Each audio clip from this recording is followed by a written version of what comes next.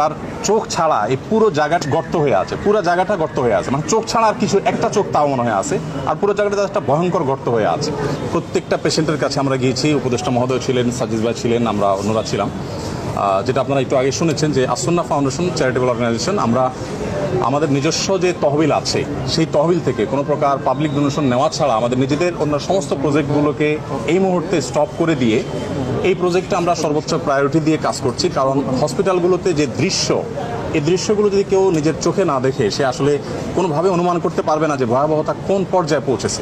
এই মাত্র আমরা বার্নিউটে একটা এসডিউতে একজন পেশেন্টকে দেখে আসলাম, তার মুখাবয়ব দেখার পর নিজেকে কন্ট্রোল করা খুবই কঠিন। তার চোখ ছাড়া এই পুরো জায়গাটা জাস্ট গর্ত হয়ে আছে, পুরো জায়গাটা গর্ত হয়ে আছে, মানে চোখ ছাড়া আর কিছু একটা চোখ তাও মনে হয় আছে, আর পুরো জায়গাটা জাস্ট একটা ভয়ঙ্কর গর্ত হয়ে আছে। তো আলহামদুলিল্লাহ আমরা এর আগে সাজিদ ভাই এসেছেন, এই পেশেন্টেরই আগের অবস্থার তুলনায় এখন অনেক ভালো।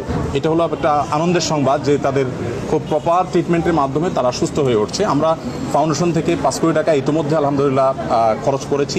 আরও 5 কোটি টাকা আমরা আমাদের অন্যান্য প্রজেক্টগুলোকে সংকুচিত করে হলেও এখানে আমরা খরচ করছি। এবং শুধু আমরা নয়, আমার মনে হয় যে সারা দেশের মানুষ তাদের সাথে আছে। আমি বিভিন্ন জায়গায় গিয়েছি, সাধারণ মানুষ তাদের জন্য বিচলিত, সবাই দোয়া করছে। আমরা আশা করব যে তারা খুব দ্রুততার সাথে সুস্থ হয়ে উঠবেন এবং ইনশাআল্লাহ তারা স্বাভাবিক জীবনে ফিরে আসবেন এবং শেষ পর্যন্ত তাদের পাশে সারা দেশের সর্বস্তরের মানুষ, বিশেষ করে আলেম সমাজ, মসজিদ, মাদ্রাসা থেকে তারা অনবরত তাদের জন্য দোয়া করে চলছে।